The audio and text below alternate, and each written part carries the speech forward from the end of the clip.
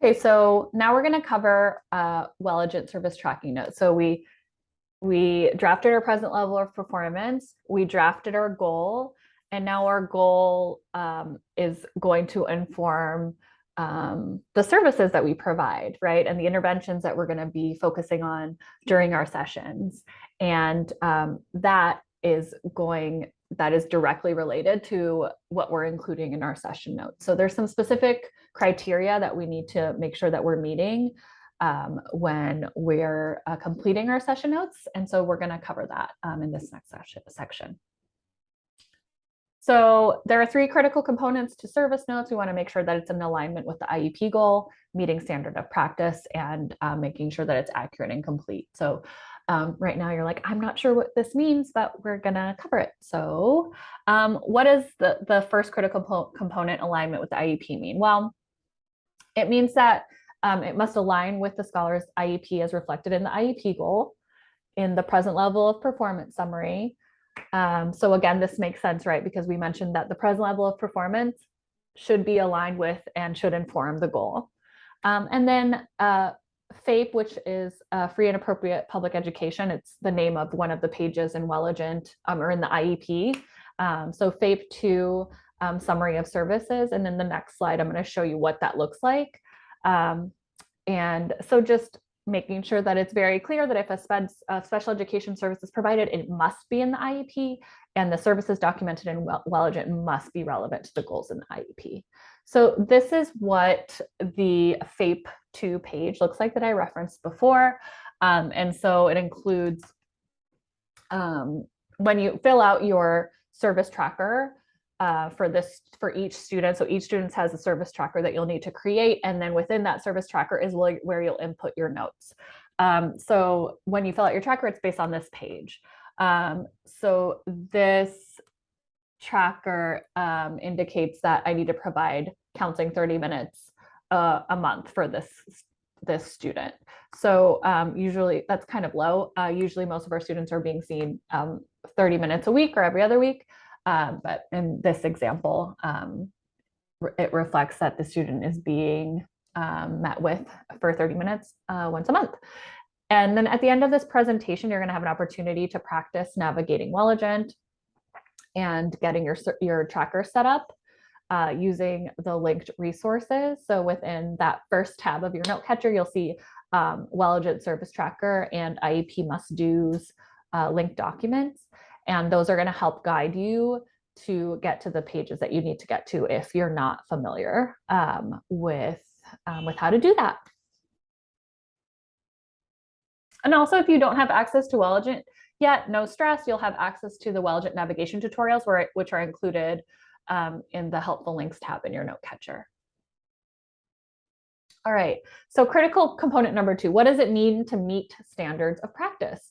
Well, to meet a standard, you must include a description of the activity, an outcome statement, and an objective or numerical measure of the scholar's progress towards their IEP goal.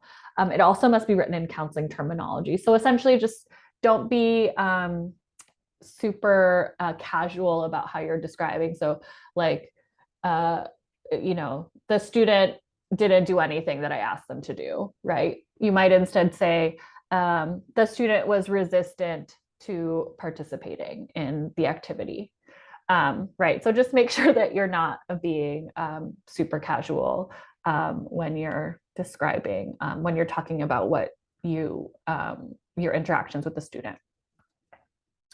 So this is what the documentation should include. So within Welligent, within the page where you're inputting your session notes, it actually is organized in this way. So it has these specific sections.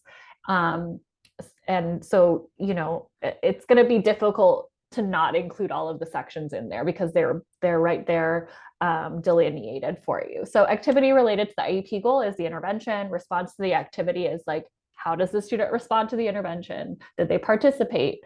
And then progress towards the IEP goal. So again, we want to make sure that we're using numbers that show us, what the progress towards the IEP goal or whether we are a number that reflects the frequency or the number of times we're seeing the desired behavior.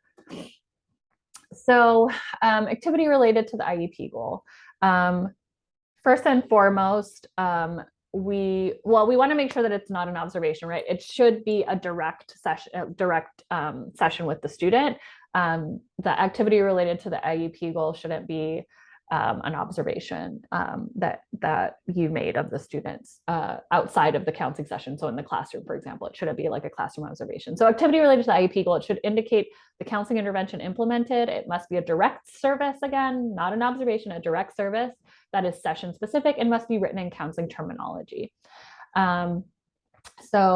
Direct service, to be more clear, means that the scholar is present and you're meeting with the scholar individually or in a group. And an indirect service is that, where the scholar isn't present, where it's, where you're maybe connecting with a family member or consulting with a staff member, like that doesn't count as a direct service. So just making sure that that's very clear. Okay, so it should also include a response to the activity. So you might include description of the scholar's affect or mood during treatment. So what are you seeing, right? Is the student, does the student seem to be engaged or participating? Do they seem, like they are upset, or do they seem like they're enjoying the activity? Like those are the kinds of observations that you might make. Scholar self-report regarding progress towards the goal. So you can ask the student, like, how do you feel like you're doing with your goal? Your goal is this, like, what do you perceive, or how do you perceive that you're doing? Where do you see yourself in your progress towards the goal? And then whatever the response is what you would include in there. And then how did the scholar respond to the activity? Did they participate? Were they reluctant? Did they enjoy it? Did they just demonstrate proficiency on the task? Were they receptive to the intervention, right? And then the third section that you'll have to fill out is progress towards the IEP goal. So what are you seeing? What is parent seeing? What is staff seeing? What is scholar seeing? It might be based on how many times the student utilizes a desired skill, demonstrate a certain behavior, participates in session, or interacts with group members during a session if it's a group session. So it must be related to the IEP goal. The only exception will be in your first session with the student. So you would just put within this section of your progress notes, first session with the scholar, progress will continue to be monitored, or something like that. And then making sure you're including numerical indicators based on the baseline and desired frequency of the identified IEP goal. So let's look at some examples. So we're gonna, when we're looking at the example on the next slide, just think about, is it in alignment with the IEP? Is it meeting the standard of practice? Meaning, does it have a description of the activity, an outcome statement, and an objective numerical measure of the student's progress towards the IEP goal? And is it accurate and complete?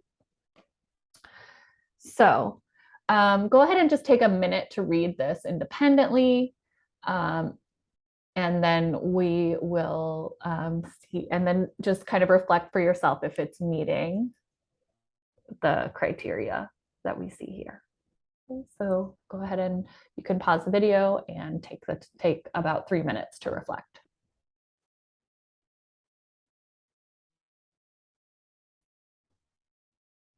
All right. So is this in alignment with the IEP? Yes, it is. So the goal is it's related to using positive coping skills when faced with challenging situations, which include unexpected changes, conflict, and undesired directive or outcome. So the student was expressing feelings of disappointment or anger due to not being able to attend some of the fun end of year activities. And so the activity related to the IEP goal is that, during session, the student's feelings were validated and normalized, asked the student to name which activities he was able to participate in and enjoyed, and reviewed which learned coping strategies could help him most at this time, right? So it's directly related to the goal. And then the response to the activity is included in there, and it's observable, right? So he was responsive in naming that socializing and playing games online with friends helped a lot, and that journaling helped. And also you're describing the student's affect. So it was improved from being tense to more relaxed towards the end of the session. And then is there an objective numerical measure of the scholar's progress towards the IEP goal? Yeah. So we see that the scholar is currently meeting the goal in 2 out of 5 situations. So it's accurate and complete, and it's written in counseling terminology. So this is a strong example. Okay, so this one,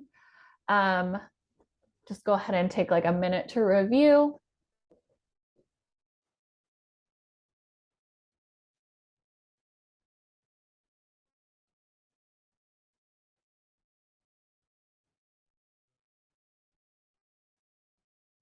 Okay, so hopefully you can see that this example is not a great example, right? There's no specific interventions mentioned. It doesn't state how the scholar responded to a specific activity, and it doesn't include a numerical or measurable progress. And it's not connected to the goal. Okay. So yeah, womp womp, not a great example. So here's how we could make it stronger. So go ahead and take a couple of minutes to review independently, so that we can see how this is a stronger, this revised example is a stronger version of the previous example.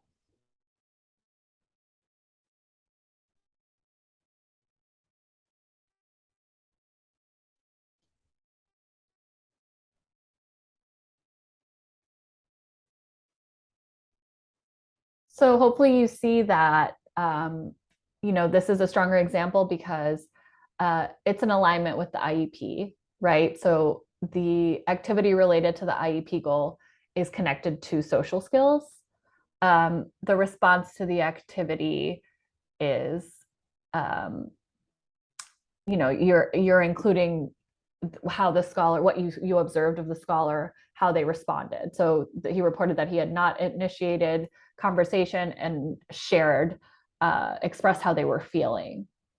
And then measurable progress towards IEP goal, we have a numerical representation. And this is accurate and complete.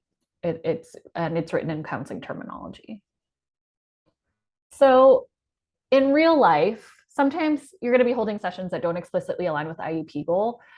It's just what happens. Sometimes the student comes in and, you're going to be covering things that aren't directly aligned with the goal. And that's okay. That's totally normal. So you want to, as much as possible, make sure that you're including some activity or some portion of the session, you're touching on the goal that's outlined in the IEP.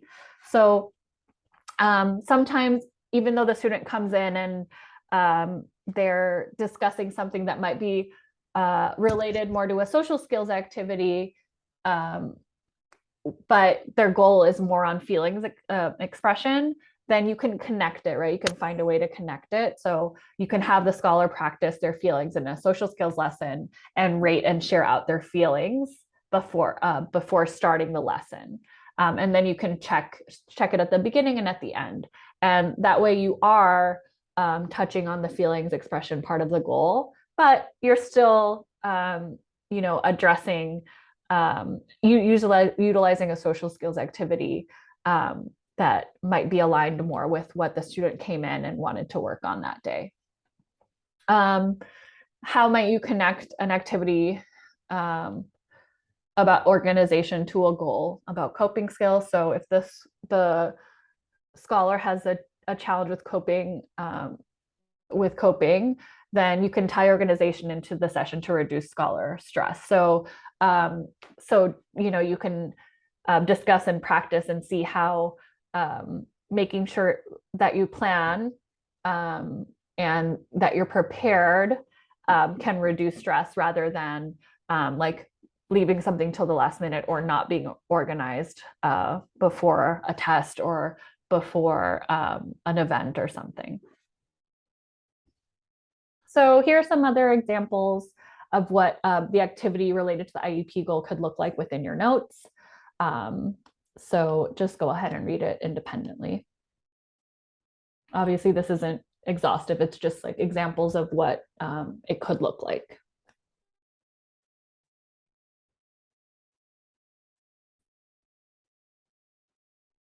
Okay, so sometimes a student might be absent, or you might be absent, or there might be school-wide testing, or it might be a vacation, right? So within your note catcher in the helpful links tab, you'll see there's a Welligent cancellations code handout, and it'll give you guidance on what to put in if any of those instances where you're not able to meet with the student happen. So in the case of a student absence, while Welligent will credit you for the full time the student was absent. So if a student's absent, you don't have to make up those minutes.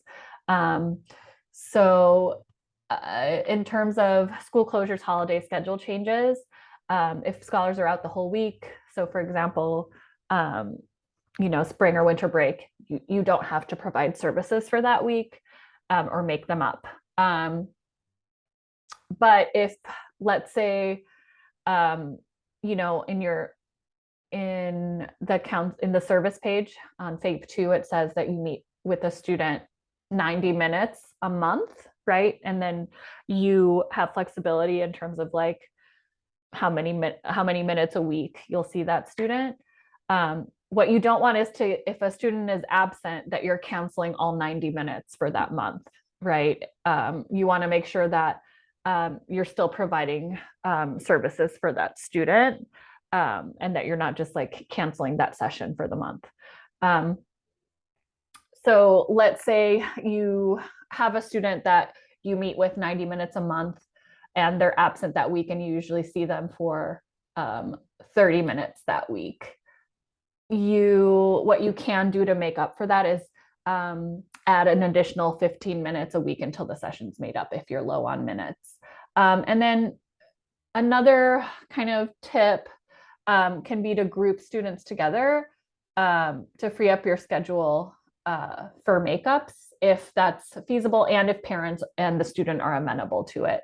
It's also a good tip for for folks that have like a larger caseload, maybe between 20 and 30 or even more than that, seeing if it makes sense for you to group students together, obviously keeping in mind like grade and age, and we want to make sure that they have like goals. And then you can adjust if it works out great, and if it doesn't, then you can just go back to doing it individually. But again, you want to make sure that parent is okay with it,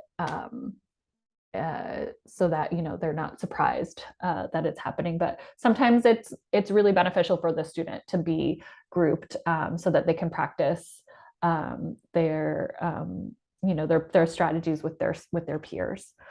I already touched on this earlier, just making sure that you provide monthly or biweekly sessions and avoid counseling or rescheduling those minutes as like all lumped together. So you don't want to cancel a full 90 minutes if you miss a session, for example. Okay, and then again, the cancellation codes document is within the note catcher. All right, so for those of you that this is new for you, this is going to make more sense when you practice in Welligent, and it's normal to feel clumsy with it at first. Ease of use will come with more practice. So the Welligent Service Tracker Guide is linked in your note catcher, and the service record and session notes tutorial are also linked in your note catcher within the Welligent navigation video tutorials. So just some things to keep in mind as you're creating those. And again, this will make more sense once you create the trackers. The date of the tracker should be the date the IEP is signed, or the first day of school with no end date. It should always be an individual or group direct service. It's very rare for counseling to be an indirect service. And we should avoid that at all costs. We want to make sure that it's a direct service. And then update your document, your trackers when the scholar disenrolls or exits counseling services, or minutes or eligibilities change. So make sure you're taking the time to update that as things change. And some of you will only be doing DIS counseling services, but some of you will also be providing Eric's counseling services. So make sure you're connecting with your SPED lead so that you're clear on what students are on your caseload and what you're expected, what students are expected to be on your specific caseload. So just kind of to some clarity around what the difference is between educationally related services and DIS counseling services. So in the years past, Eric's counseling services used to be provided by DMA, Department of Mental Health, but that changed. I mean, I don't even know how many years ago, but several years ago, and so it's the responsibility of the school staff to provide the school district to provide those services, not DMH. So Alliance School Psychs or Alliance School Social Workers can provide Eric's counseling. And the guidance is essentially the same, except Eric's is more intensive. So the student is going to have more intensive social, emotional, or mental health needs. And so the services are going to be longer. So 60 minutes or more weekly services as compared to DIS, which is typically 30 minutes a week or every other week, for example. So now's your time to independently navigate Welligent or start creating your trackers. And remember to reference the helpful links tab in your note catcher, also the video tutorials, and just take time to navigate those other shared resources and start checking off your beginning of the year tasks. For those that this is new for, especially for the school counselors and the school social workers, if you're not sure when, like when should you be updating goals and, when IEPs are happening, like a lot of those things are going to be shared with you by the SPED lead. So for annual IEPs, if you're the service provider, then you're going to be the one updating the present levels of performance to be aligned with where the student is performing currently for that year. So you're going to update the present level of performance that was drafted the previous year to reflect the student's current present levels of performance, their present levels of performance. So let's say that you provide the counseling service. So you're a school counselor who provides the DIS counseling service, and the student is getting a formal assessment conducted. Then the school psych is the one who's going to be conducting that assessment, and they'll be drafting kind of their results about where the student is based on the formal assessment. And so then you should be working collaboratively with the school psych to update the present levels of performance, to include the rating scales, to include the current information that the assessment or the school psychologist's assessment yielded. And then also working together to update that goal to be reflective on the student's needs. So again, we want to make sure that this is collaborative. And, this might be overwhelming, especially if this is new for you. But, you can feel free. First, make sure you're checking in with your resident SPED and Welligent expert at your school site.